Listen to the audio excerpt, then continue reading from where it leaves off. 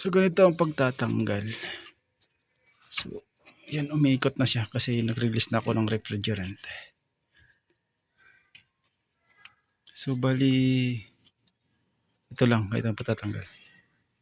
Nakita nyo itong dalawang butas. Yan.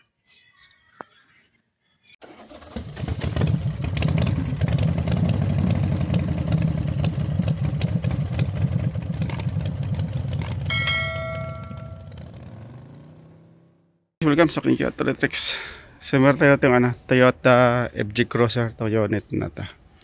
So bali magbabaklas tayo ng dashboard, buong dashboard. Kasi malakas na yung singaw nito sa evaporator. Maano na yung amoy, masangsang na yung amoy na lumalabas dyan, amoy freon na.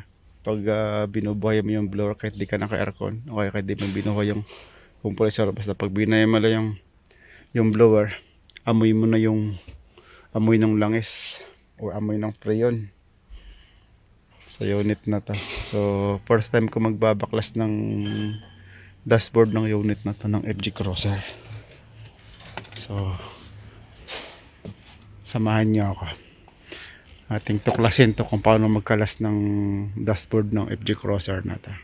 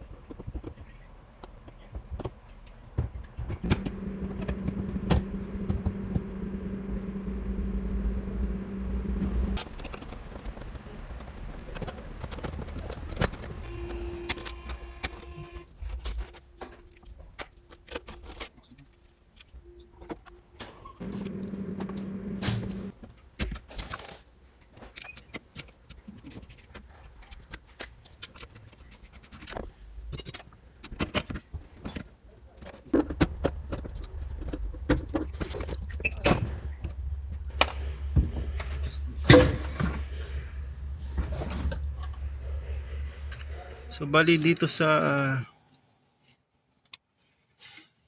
galing kumanta.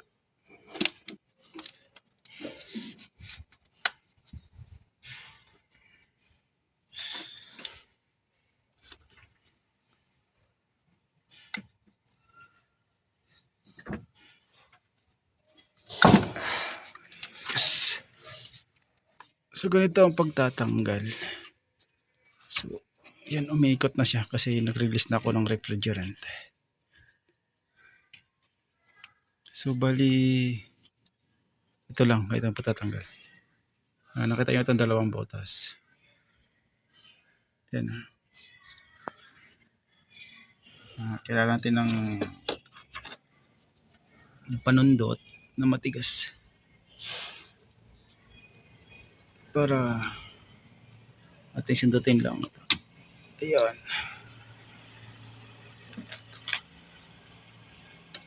Ayan. Tanggal na siya.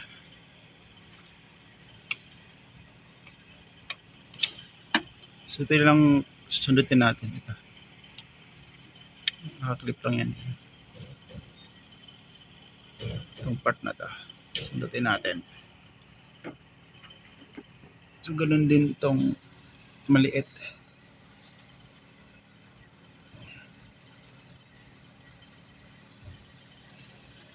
Ito.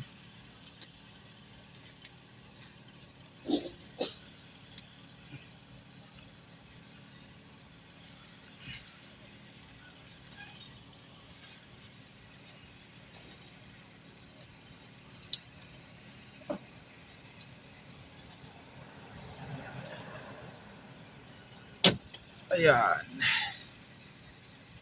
Ayan. Ayan.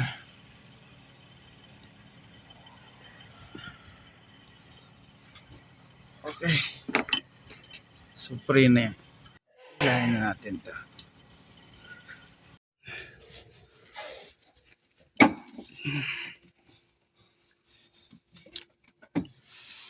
May pressure pa. Nirelease ko na ito. So okay. Free na. So pati yung heater, tanggal ko na yung heater hose dun. So free na yan. Hilahin natin sa papasok sa loob. So ito lang ito.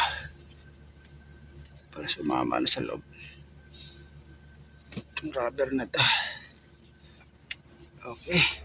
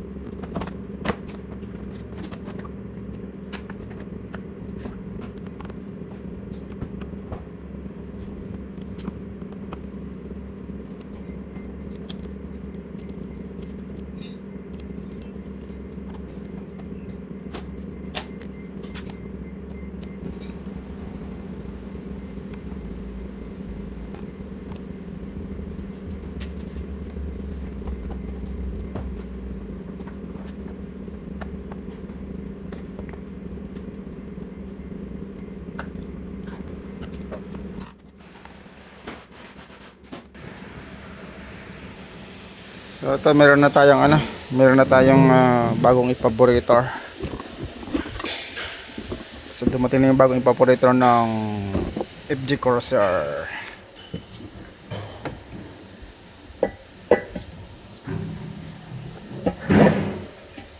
Check natin kung ito yung leaking yan eh. Basa na to. So assemble ko muna. Mamaya ko na ipakita ang pag binabalik ko na sa unit. So yan, nakapix na yung housing na evaporator. So next natin yung sa blower. Tapos yung rod na yan, yung mga pinatatanggal, ibabalik ko na yan. So ito okay na. Nabalik ko na lahat. So umandar na rin ito unit. Meron na ring freon. Nalagyan ko na rin ng freon to. Na-recharge ko na rin. So bali yan ang reading niya. 12.3 13.4 ating ang medium yung naka ko na yung blower, naka full, naka high speed. So try nating I-medium lang siya. So 12.9. Ano, so bababa pa yan. RPM ko nga. Oh, 11.4 ang temperature. 9.6.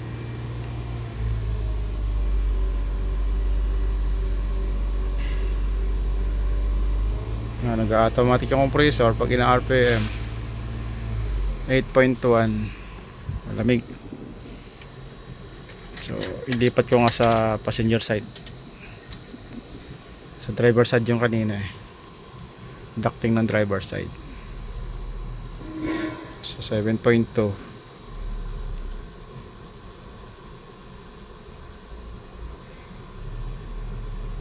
So 7. So okay na ta. Okay na yung charging nito.